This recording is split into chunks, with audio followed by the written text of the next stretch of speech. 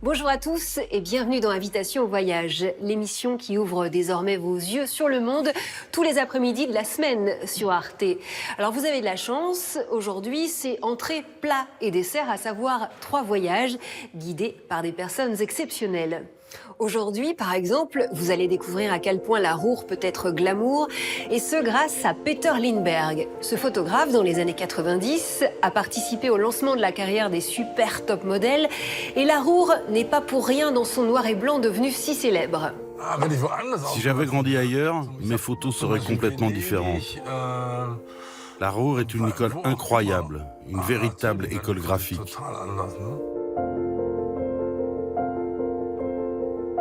Le poète Roberto Sanchez Castillo, lui, il habite à Tequila. Dans ma main, mon verre, mon citron et ma salière, pour te déclarer ma flamme, à toi, tequila de mon âme.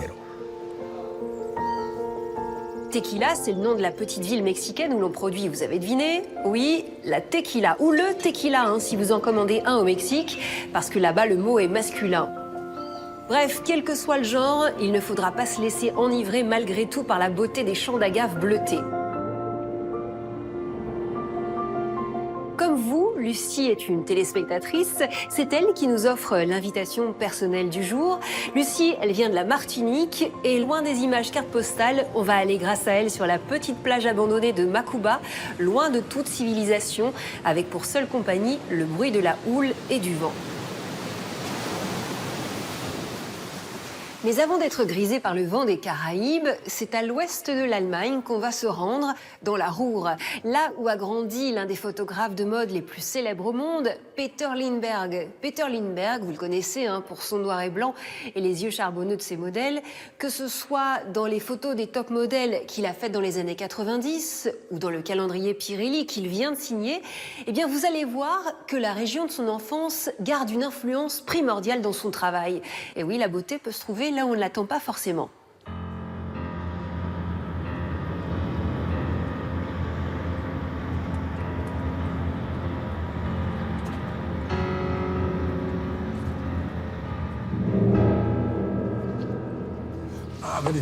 Si j'avais grandi ailleurs, mes photos seraient complètement différentes.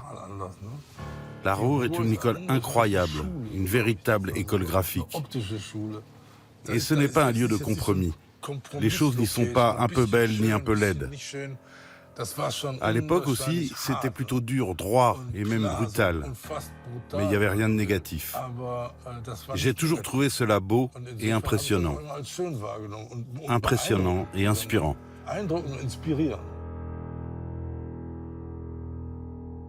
Le photographe Peter Lindbergh a grandi dans la Ruhr, à l'ouest de l'Allemagne. D'un côté, les cheminées, des puits, des mines et des usines en partie désaffectées. De l'autre, les plus belles femmes du monde, les mannequins Estelle Lefébure, Linda Evangelista et les stars de cinéma, Léa Seydoux, Jessica Chastain, Nicole Kidman et Uma Thurman.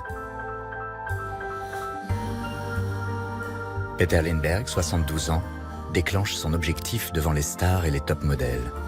Il concilie l'inconciliable, le glamour et le charbon, les paillettes et la Ruhr industrielle.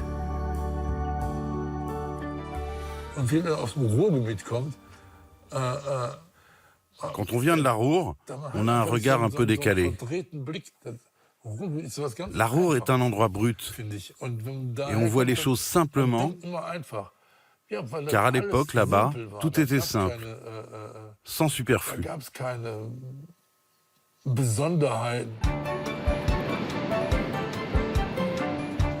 Cette région, c'est aussi celle de Werner Reune, journaliste et ami de 30 ans du photographe de mode. Il parcourt les anciens sites industriels qui ont fait la force de la Ruhr tout au long du XXe siècle et d'où l'on peut saisir ses impressions du passé.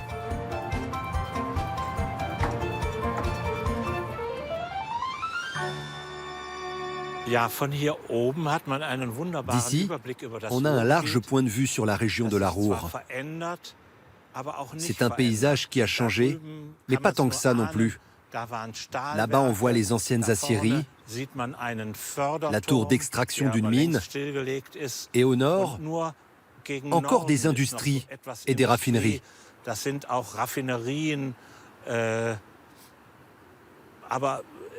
Mais il n'en reste plus beaucoup. C'est tout ce qu'il reste des usines de la Ruhr. Ce qui est typique du paysage de la Ruhr, c'est le brouillard. Autrefois, il rythmait le quotidien, car il y avait beaucoup de saleté dans l'air. Aujourd'hui, c'est du brouillard naturel, car il n'y a plus beaucoup d'usines en fonctionnement.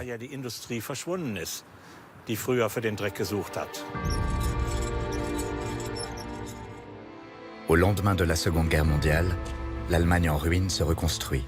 Et dans la Ruhr, les usines tournent à plein régime. Nuit et jour, des dizaines de milliers de travailleurs descendent dans les mines de charbon ou forgent l'acier. À l'époque, les lumières ne s'éteignaient jamais. C'était le quotidien. Ils faisaient les 3-8 et ça occupait tout le monde. Ces vestiges des mines ont naturellement marqué les gens ici, comme Peter Lindbergh. C'est ancré dans sa chair et dans son sang. Ces souvenirs de visages noircis par le charbon, le photographe s'en inspire parfois dans son travail en grimant légèrement la peau de ses modèles, comme pour la durcir. Mais au-delà de cet artifice, son style est immanquablement imprégné des paysages de son enfance. À la fin de la guerre, la famille de Lindbergh fuit l'avancée des soviétiques pour trouver refuge dans la Ruhr.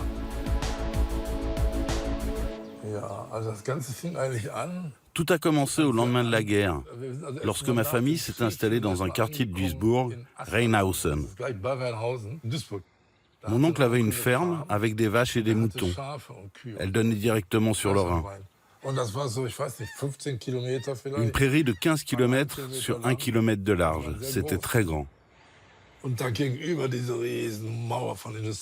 Et de l'autre côté de la rive, il y avait ce mur gigantesque d'un site industriel avec cette grande cheminée et cette tour électrique très très haute. L'usine s'étendait sur plusieurs centaines de mètres. C'était génial comme endroit. J'ai les meilleurs souvenirs d'enfance là-bas.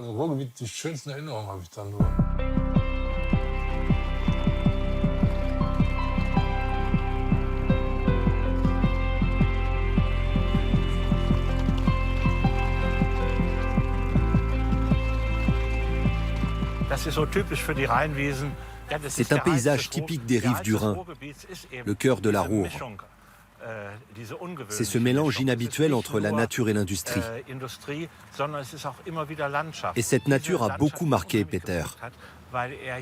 Il a trouvé ici cette étendue qu'il a souvent utilisée comme arrière-plan de ses photos plus tard. Il photographie souvent sur les plages ou bien dans le désert. Et de l'autre côté du fleuve, l'industrie l'a également beaucoup inspiré. Il a photographié ses mannequins dans ce décor, et à l'époque, c'était encore très rare. La nature d'un côté, l'industrie de l'autre, cette dualité se retrouve tout au long du travail de l'artiste.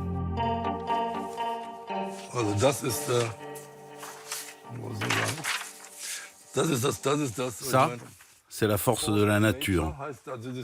Et ici, la force de l'homme. J'ai toujours exposé ces photos ensemble. Celle-là a été prise chez moi, à Duisbourg. Ça représente les bords du Rhin. Celle-ci a été prise dans la Death Valley. Cela rappelle aussi fortement Duisbourg. Il devait y avoir une usine avant. Et il reste des bouts de métal rouillé.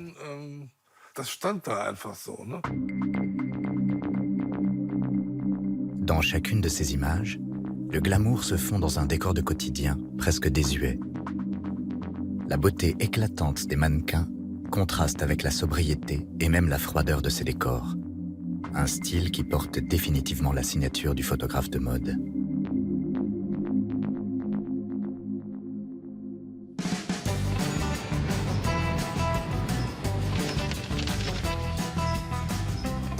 C'est à Düsseldorf que Peter va faire ses premiers pas dans le milieu de l'art. À l'époque déjà, la capitale de la Rhénanie du Nord-Westphalie est un véritable bouillon de culture. De nombreuses galeries exposent la nouvelle génération d'artistes d'avant-garde. L'une des plus en vue est celle de Hans Mayer.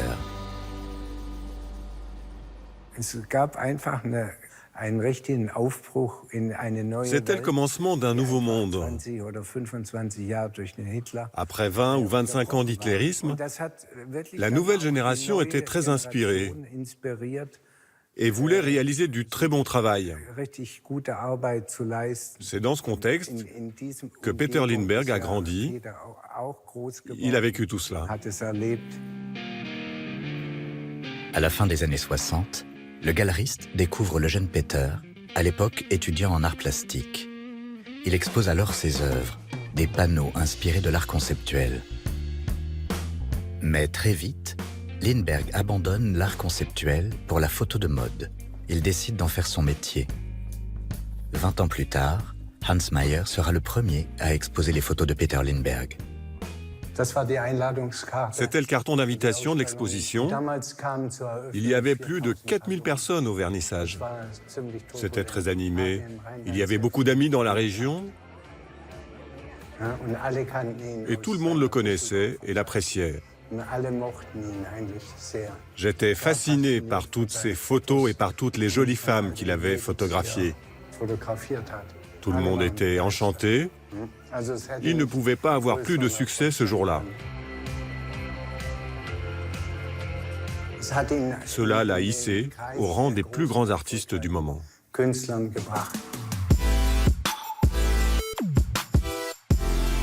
Depuis 2 décennies, la Ruhr qui a vu grandir Lindbergh a bien changé. Avec la fermeture des mines les unes après les autres, les sites industriels ont été abandonnés. Mais certains vestiges restent. Transformés en musées ou en lieux culturels, ils attirent les visiteurs du monde entier.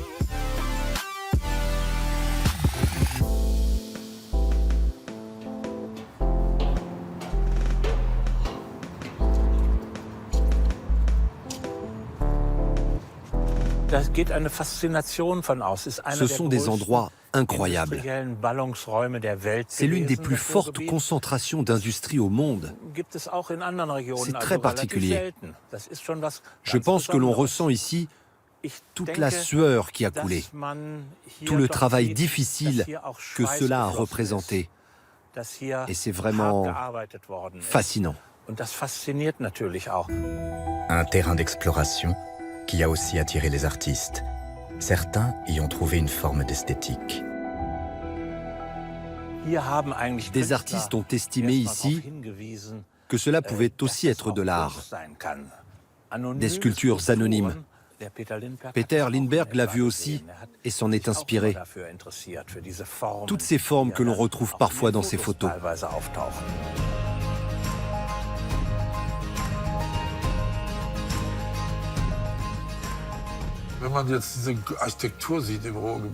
Quand on voit l'architecture de la Ruhr, on comprend pourquoi elle m'a influencé. C'est la réalité. Une usine est là parce que l'on doit y faire quelque chose. Elle existe pour être utile et c'est pour cela qu'on la trouve belle. Et aujourd'hui encore, je trouve que ces usines vides, il y en a plein aux États-Unis, sont des terrains incroyables. Je pourrais encore y faire des milliers de choses.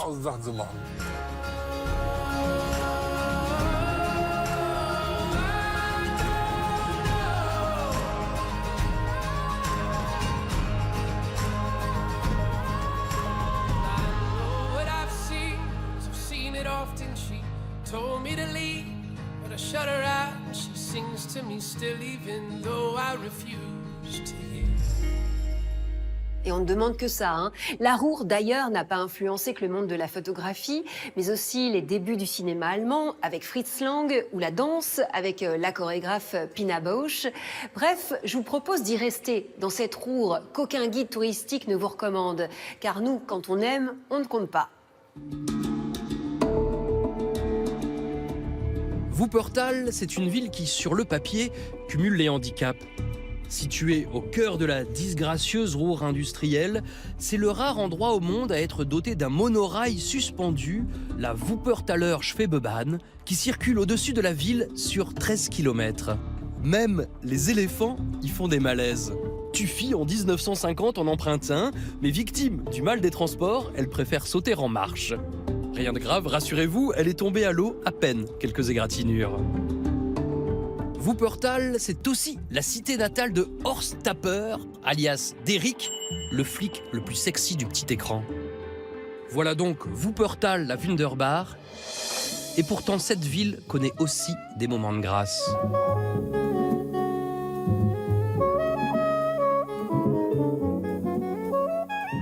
En 1976, la chorégraphe Pina Bausch crée sa compagnie Tanztheater Wuppertal. Elle vit dans la Ruhr, c'est donc assez logiquement qu'elle s'y installe. La Ruhr devient un laboratoire artistique. Peter Lindbergh pour la photo, Pina Bausch qui révolutionne la danse contemporaine. Ils se rencontrent à la fin des années 80. Il est influencé par la posture des corps des danseurs et l'utilise dans son travail. Peter Lindbergh la photographie, il filme également avec gourmandise l'un de ses spectacles. There is a man, he loves me. Chez Pina Bausch, les genres se mélangent, théâtre et danse. Les mouvements du buste sont amples, les danseuses jouent avec leurs longs cheveux. Elle crée les chorégraphies en fonction des corps, des anatomies, mais aussi de l'âme de ses collaborateurs. Pour les faire danser, elle creuse leur vie, leur passé, leurs histoires, leurs intimités, un art qui vous prend tout entier. Pina Bausch fait de Wuppertal dans la Ruhr l'une des capitales de la discipline, au même titre que New York ou Bruxelles. Après son décès, en 2009, Peter Lindbergh écrit sur cette photo « Pina, je voulais juste te dire à quel point tu me manques ».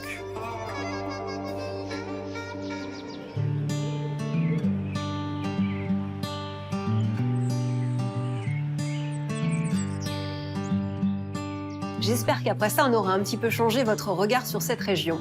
Allez, soleil maintenant. Et pour ça, on va franchir l'Atlantique. Dans un instant, Lucie, qui vit en Martinique, va être notre guide sur une plage méconnue des touristes, la plage de Macuba. Mais avant cela, caramba, on se dirige vers le Mexique.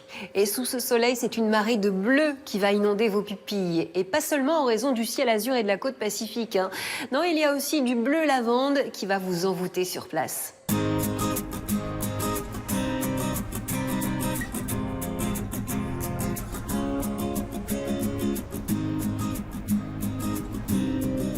En bordure du Pacifique, dans l'état mexicain du Jalisco, s'offrent à des visiteurs avides d'histoire ou de plage des villes aux noms évocateurs. Puerto Vallarta ou encore Guadalajara. Mais il existe aussi une petite ville que vous connaissez sûrement sans le savoir, Tequila. Ceci n'est pas un champ de lavande, mais un champ d'agave bleue appelé Tequilana Weber. De cette plante, on tire le tequila. Car oui, on dit bien le tequila. Cette ville de 40 000 habitants a donné son nom à cet alcool.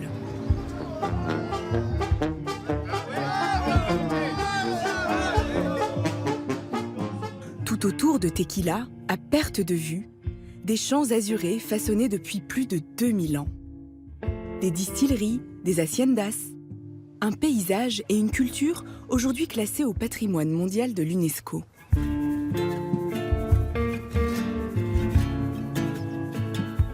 À travers les siècles, grâce à cette terre singulière et des hommes passionnés, le tequila est devenu un élément intrinsèque de l'identité du Mexique.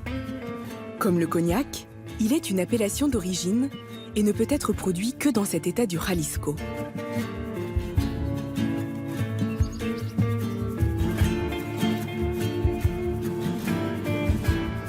Roberto Sánchez Castillo est le barde de Tequila.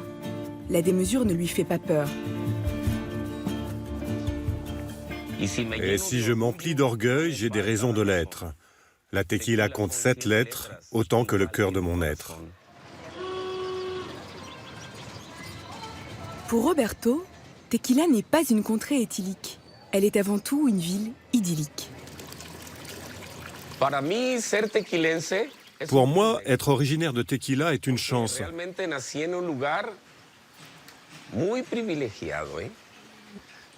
car je suis vraiment né dans un endroit très privilégié, béni des dieux, car nous avons tellement de choses dont nous pouvons nous enorgueillir. Je pourrais vraiment passer des heures à parler de mon village.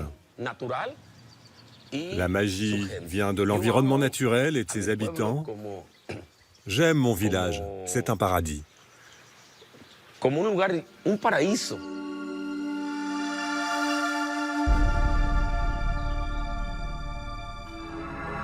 Ce mur en plein cœur de la ville nous rappelle les origines de cet or bleu qui a fait la richesse de Tequila.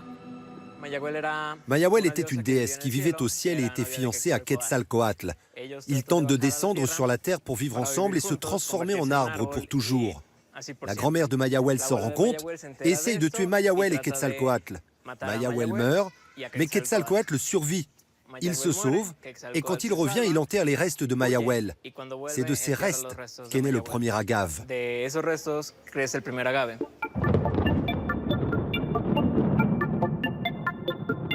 Les premiers à le travailler, à le consommer, ce sont les Indiens préhispaniques.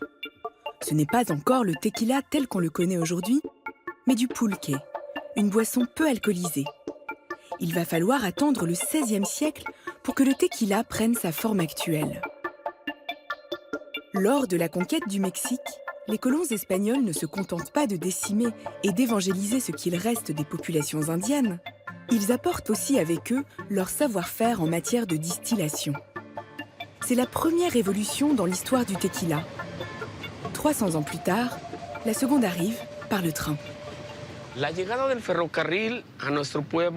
L'arrivée du chemin de fer dans le village fut un événement qui a révolutionné notre vie. Surtout celle de l'industrie du tequila. C'était désormais l'opportunité d'exporter plus facilement notre boisson.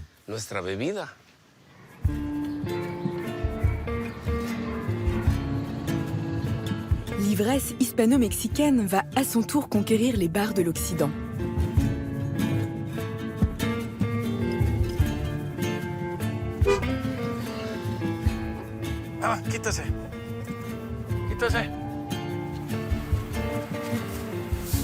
Les champs s'étendent, les distilleries se multiplient, comme la Fortaleza, en activité depuis le XIXe siècle.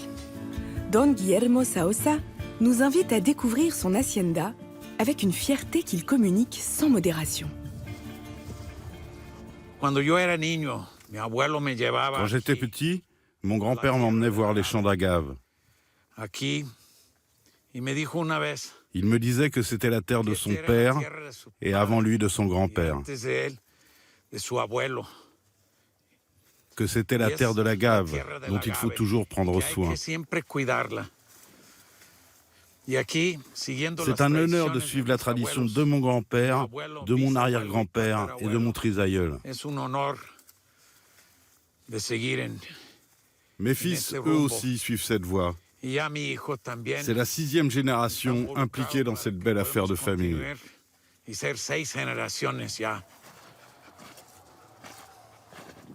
Aujourd'hui, 99% de la production du tequila est industrielle.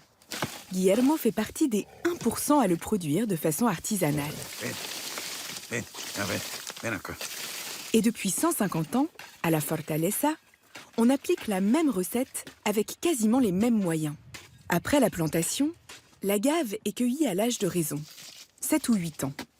Les ouvriers coupent ses feuilles, tranchantes comme des lames de rasoir, et libèrent le cœur de l'agave, l'ananas. Certains en font du sirop, d'autres, comme Guillermo, du tequila. C'est lourd. Elles font plus de 50 kilos ? 60 ? Sur la colline, certaines ont pesé jusqu'à 90 kilos.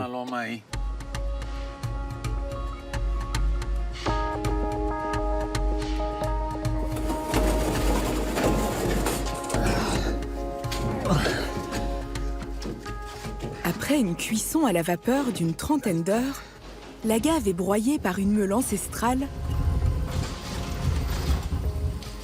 Le jus extrait, fermenté et distillé dans ces alambics.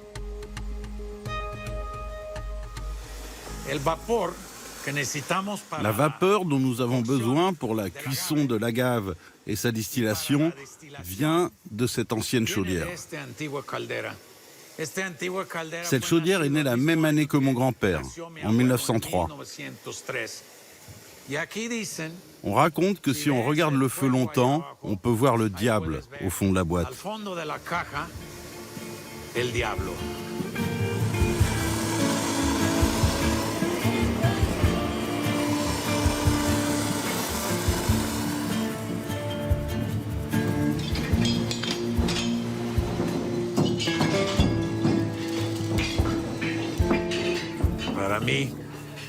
Pour moi, il n'y a pas une meilleure vie possible qu'ici, à Tequila, au Jalisco. Certes, j'ai pas la vue sur la mer, mais j'ai une mer d'agave. Il est temps de goûter ce breuvage. On ne vous le dira jamais assez, avec modération, et pas n'importe où. Dans un des 50 meilleurs bars du monde, selon un magazine américain, c'est la Capilla qui se trouve, comme il se doit, à Tequila.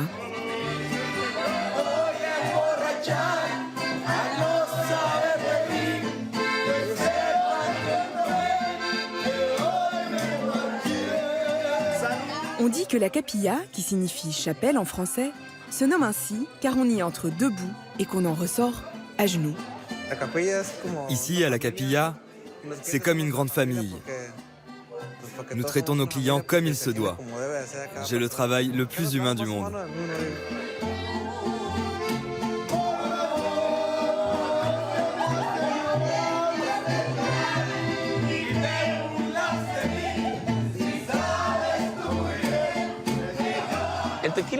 Le tequila a toujours fait partie de notre vie.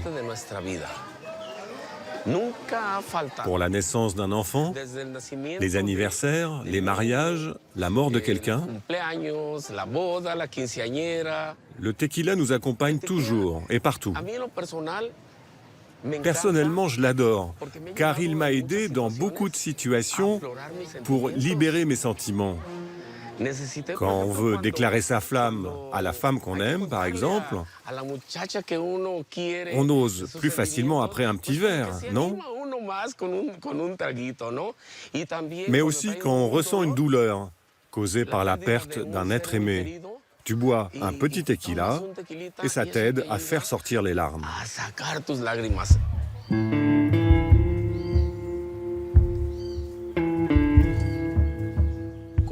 Dans ma main, mon verre, mon citron et ma salière, pour te déclarer ma flamme, à toi, tequila de mon âme.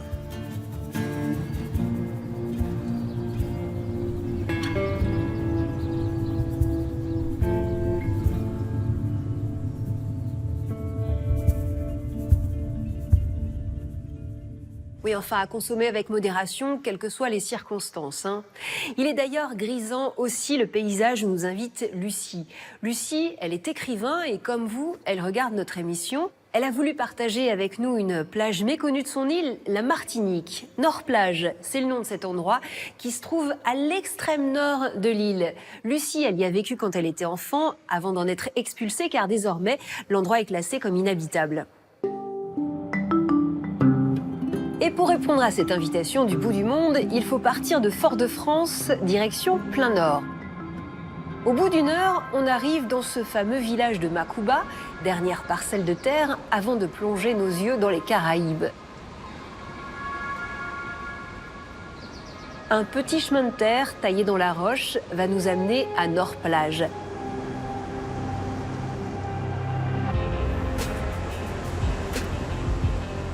Battu par les vagues, il ne reste aujourd'hui de ce quartier de pêcheurs que le fantôme de ses anciennes maisons et l'incroyable poésie qui s'en dégage.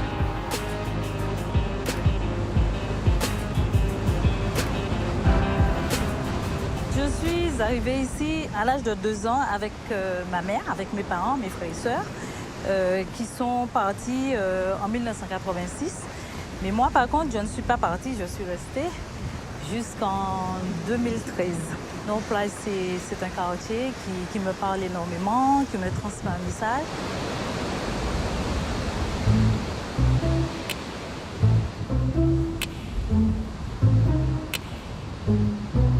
naufrage n'est pas signalé en fait de compte. Et toutes les personnes qui arrivent à naufrage, c'est soit par le biais d'autres personnes ou par le plus pur des hasards qu'ils arrivent à naufrage.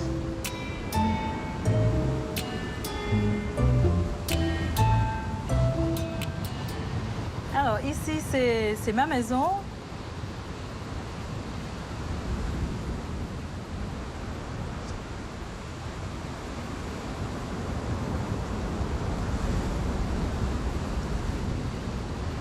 Là, c'est la fenêtre de ma chambre. Au réveil le matin, je l'ouvrais. J'avais l'océan qui m'a toujours partagé de son essence pure et le bruit de la vague.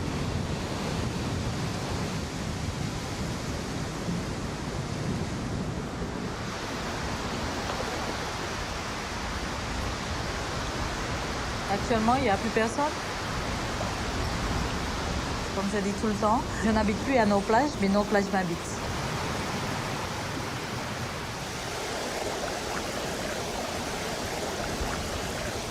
Donc on avait pratiquement toutes nos activités tournées autour de l'eau à nos plages, donc la rivière et la mer en même temps.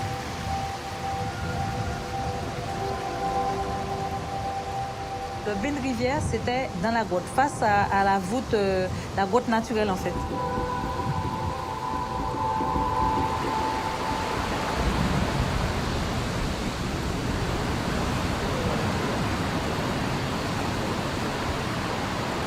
On est vidé, on est bien, c'est toute une source d'inspiration.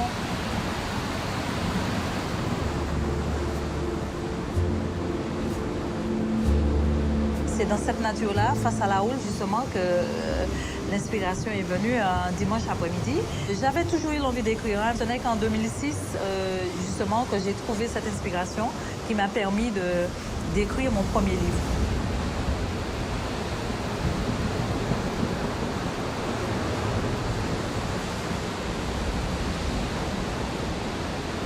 Donc, c'est mon lieu, c'est mon lieu de nulle part ailleurs.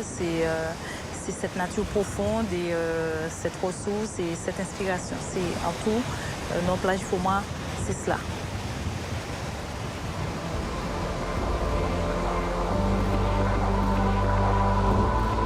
Cette chapelle, on s'y rendait pour les dimanches, jusqu'à aujourd'hui d'ailleurs. Et le prêtre qui officine chaque premier samedi du mois, donc vient avec les habitants de la commune qui sortent d'en haut pour venir justement à cette messe-là. Nos plages certainement n'existera plus matériellement parlant, c'est-à-dire qu'il y aura peut-être plus de maisons. Mais j'ai bien envie de dire que nos plages, c'est un lieu immortel. On ne cessera jamais de parler de nos plages.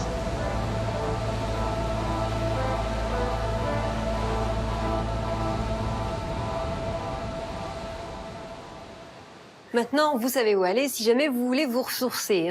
Comme Lucie, vous pouvez partager avec nous votre paradis secret. Nous serons ravis de venir vous filmer. Ce troisième voyage, c'est avant tout le vôtre. C'est votre invitation personnelle. Alors, pour nous écrire, c'est très simple. Pour nous raconter votre endroit secret, c'est arte.tv/invitation au voyage. Du partage et du voyage, il va y en avoir encore. Je vous promets en effet de vous emmener de nouveau vers de très très belles destinations. Bis bald et bel après-midi sur Arte.